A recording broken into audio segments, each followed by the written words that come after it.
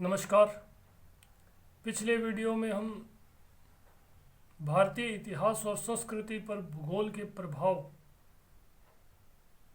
की चर्चा कर रहे थे, जिसके अंतर्गत हमने देखा था कि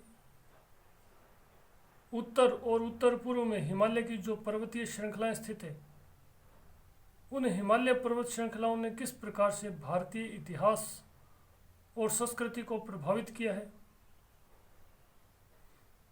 आज के वीडियो में हम इन पर्वत श्रृंखलाओं के मध्य स्थित दर्रों और उत्तर भारत के उर्वर मैदानों ने किस प्रकार से भारतीय इतिहास और संस्कृति को प्रभावित किया है, इसके ऊपर चर्चा करेंगे। पिछले वीडियो में हमने देखा था कि भारत के उत्तर और उत्तर पूर्व में हिमालय की विशाल पर्वत श्रृंखलाएं स्थित हैं, जिन्होंने भारत की एक सुरक्षा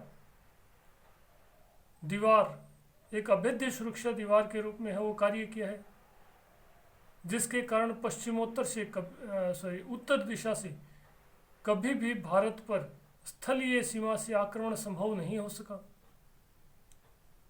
इस हिमालय पर्वत श्रृंखला के पश्चिम में, या ऐसा कहें कि भारत के पश्चिमोत्तर में, कराकोरम और हिंदू कुश की पर्वत श्रृंखलाएं स्थित है।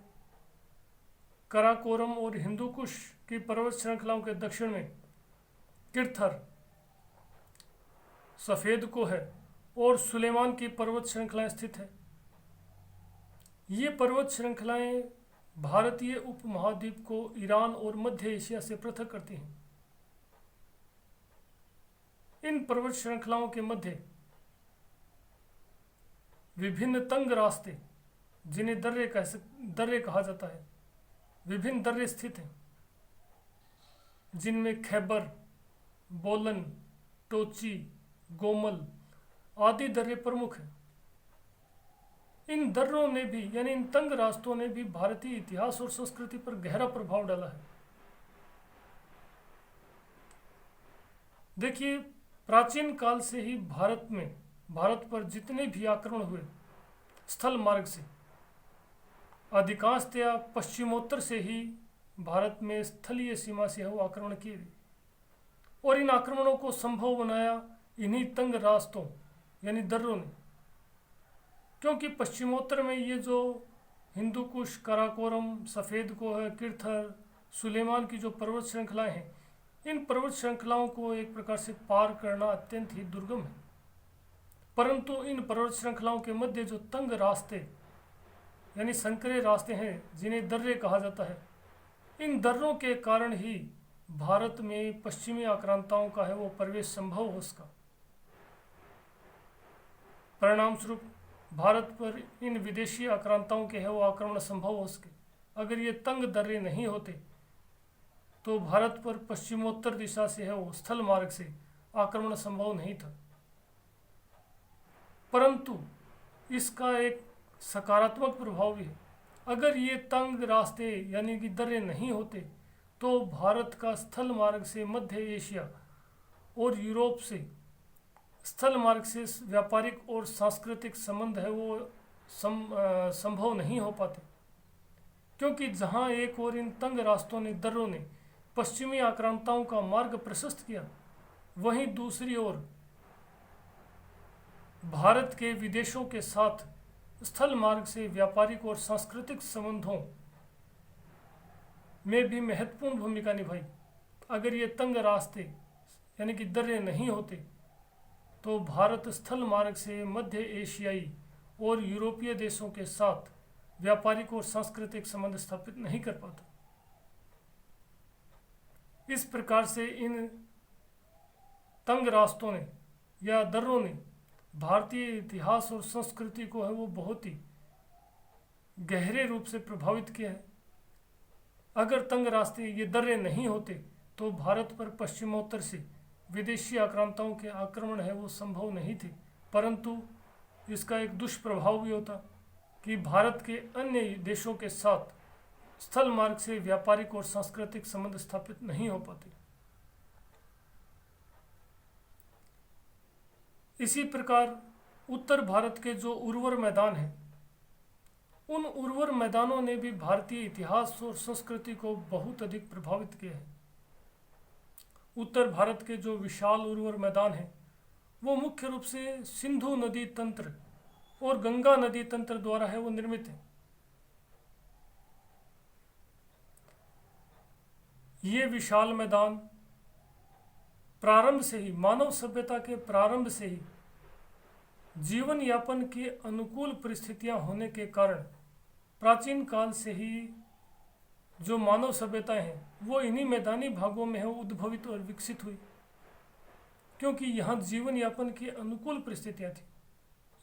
इन मैदानी भागों में बहने वाली नदियों के किनारे ही, नदी घाटियों के किनारे ही प्राचीन सभ्यताएं उद्भवित और विकसित हुई, और जीवन यापन की अनुकूल परिस्थितियां होने के कारण ही यहाँ प्रारंभ से ही जनसंख्या का घनत्व या आबादी का घनत्व है वो अधिक रहा है।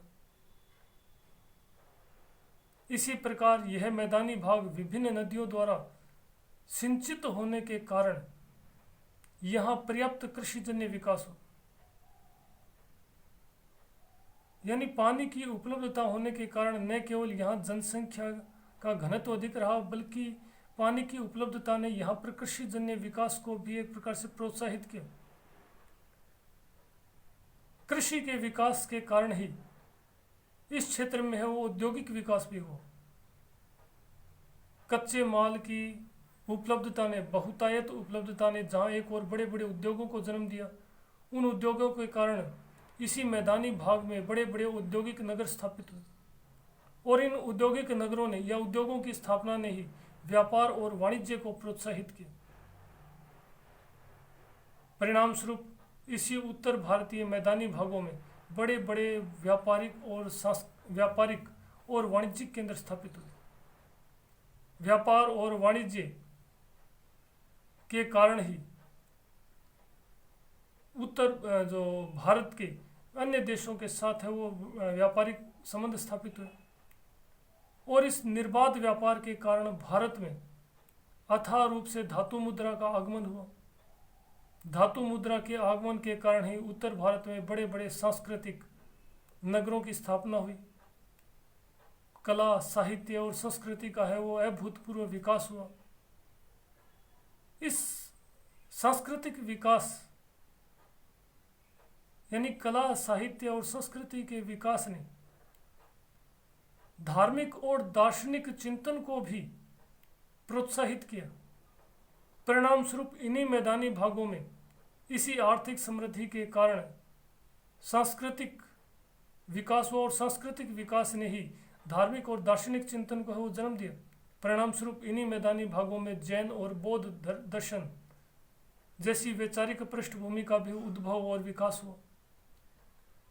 इस प्रकार इन मैदानी भागों ने भी भारत के इतिहास और संस्कृति को प्रभावित करने में महत्वपूर्ण भूमिका निभाई है। अगले वीडियो में हम भारतीय इतिहास और संस्कृति पर नदियों के प्रभाव, यानी मैदानी भागों में, उत्तर भारत के मैदानी भागों में बहने वाली जो नदियां हैं, दक्षिणी भारत में बहने वाली जो नदियां हैं, उन नदियों ने किस प्रकार से भारतीय इतिहास और संस्कृति को प्रभावित किया है। इसी प्रकार विंध्याचल की जो पर्वत श्रृंखला है, उस पर्वत श्रृंखला ने किस प्रकार से उत्तर और दक्षिण भारत को दो भागों में बांटने में महत्वपूर्ण भूमिका का निर्वहन किया है। इसके ऊपर है वो हम अगले वीडियो में चर्चा करेंगे। धन्यवाद।